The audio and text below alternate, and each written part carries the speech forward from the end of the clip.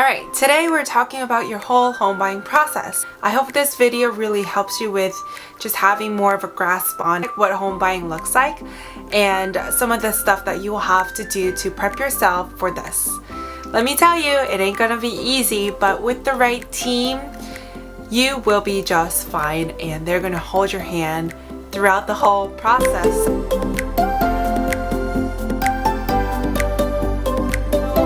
Process can be really stressful. That's why you need to form a team. Not one person can do the whole thing by themselves. You need some help, right? So you will need someone who knows the market, who knows the real estate market well, which is your realtor. And you need a mortgage officer who is going to be helping you with getting the loan and any questions you might have when it comes to paying your mortgage.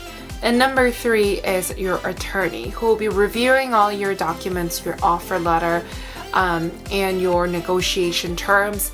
So make sure you find all these good team members, and I will tell you when to look for these people. Looking for a realtor is your first step.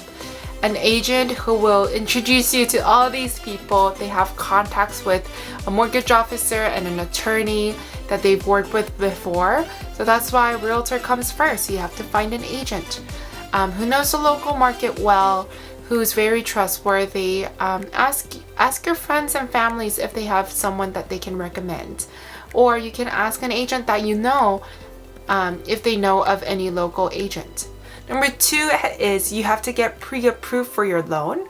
Ask your agent if they have a short list of mortgage officers. They will definitely have some that they've worked with that they really like and trust. So contact those people and get pre-approved.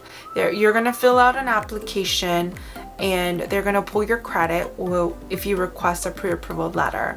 And you need this pre-approval letter to put in an offer. So I suggest that you get this offer before you even step into a house that you really like to see. And number 3 is you are ready to go see houses. You can look at them all online. They have a lot of platforms now where you can do a 3D tour or a video tour of the property so that you don't have to be there physically first. And then once you take a look at those and you really would like to see them in person, then you contact your agent and your agent will take you on a private tour or open house. And that's your 3rd step. Look for a good house that you can picture yourself living in.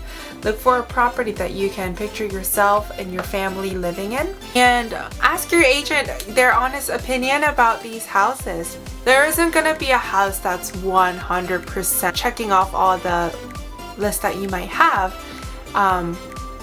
But if you think that it has good bones and you can do some renovation or you can make it your home, I suggest that you put in an offer, because with the low inventory and with so much competition, it'll be hard to find something that's 100%, right? And number 4 is you make your offer. Your agent should be able to tell you what your offer is going to look like, and you think about how much you think is worth. Ask your agent to give you some of the comps. Comps means just comparing all the houses in the area and making sure this house is priced appropriately. Don't go with some of the websites that give you a random number.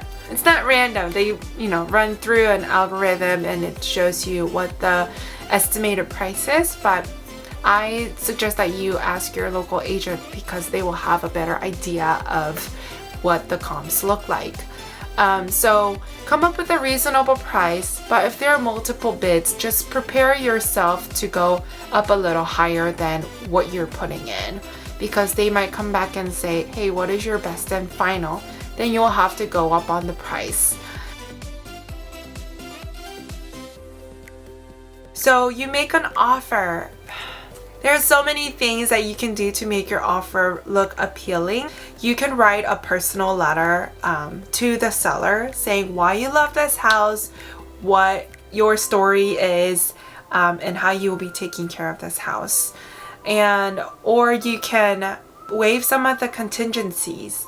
like the mortgage contingency or the inspection contingency, and ask your agent what you can do to make your offer look appealing. And then if your offer really stands out or you're the highest offer among other offers, then your seller is gonna pick your offer. And once your offer is picked, you are under contract. And if you have put in inspection contingency, you will have about a week to a 10-day period where you will have to do an inspection. I strongly recommend that you do this, even though you might be waiving your inspection. Informational purposes only. For your own good, you have to do an inspection on your house because you don't know what's hiding, what might be helpful for you to know when it comes to buying your house. So bring in an inspector. Inspector costs about roughly around $500 or a little bit more depending on some of the services that they offer. So bring in an inspector and get an inspection done. They'll recommend you on some of the stuff that you'll have to do to take care of your property better. There might be some of the things that are a little bit concerning, and they will give you some of the tips and a full report on your house. So that's really important for you to do an inspection. And then once that is done, you can negotiate some of the things that you were not aware of.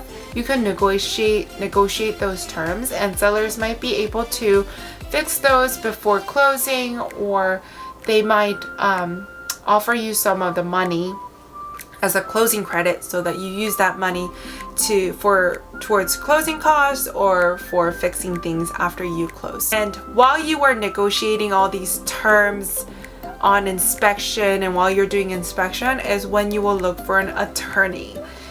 So your attorney will be reviewing your purchase and sale agreement and will be walking you through all the items on purchase and sale agreement. So make sure you find an attorney that either your agent recommends or your friends used or family used before. So once you have that inspection piece and negotiation piece done, then you have your purchase and sale agreement. And once buyers and sellers sign and you are in complete agreement, so you're under agreement after your purchase is signed. And within a day or two of purchase and sale agreement, you'll be applying for your mortgage. Your mortgage, you can either go back to your mortgage officer that you got pre-approval letter from, or you can shop around and see who offers you the best rate and who is prompt, who responds really fast. It sounds like a basic thing, but you'll be surprised by how many people are not prompt. So make sure you find a good mortgage officer and a good rate for your mortgage, and you apply for your mortgage. And that's when they really fully start your mortgage process, and they'll be pulling all your numbers. You'll be submitting all the documentations that you need to provide proof of income, proof of your 401k, anything that you have, just proof of funds. And then your mortgage officer will also ask you to get a home insurance, and the best people to contact is your auto insurance people. Your auto insurance might have a bundle with the home insurance, and they will give you a competitive rate. It'll take about 4 weeks to 6 weeks to get your mortgage approved. It's a long process, and this is your longest, step. Hang in there, and if you have any questions along the way, you can ask your mortgage officer, your attorney, or your agent, or you can ask your agent and your agent will direct you to the right person.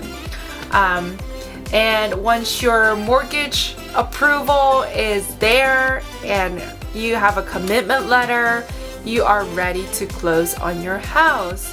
And right before you close, you do a final walkthrough. So your final walkthrough is just basically checking the property, and you're not walking into something that you don't remember, right? That your house is, the property is still in the same condition that you saw in the beginning. And if there were some of the items that your seller said that they will fix, then make sure those items are done. And it's your closing day.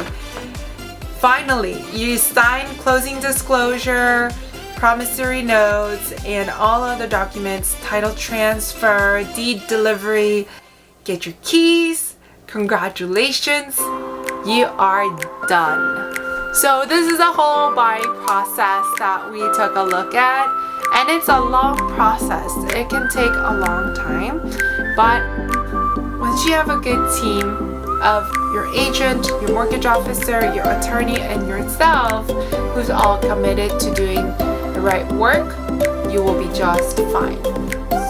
I hope this video was really helpful for you to look at what the whole buying process looks like. Make sure you subscribe to my channel and like this video.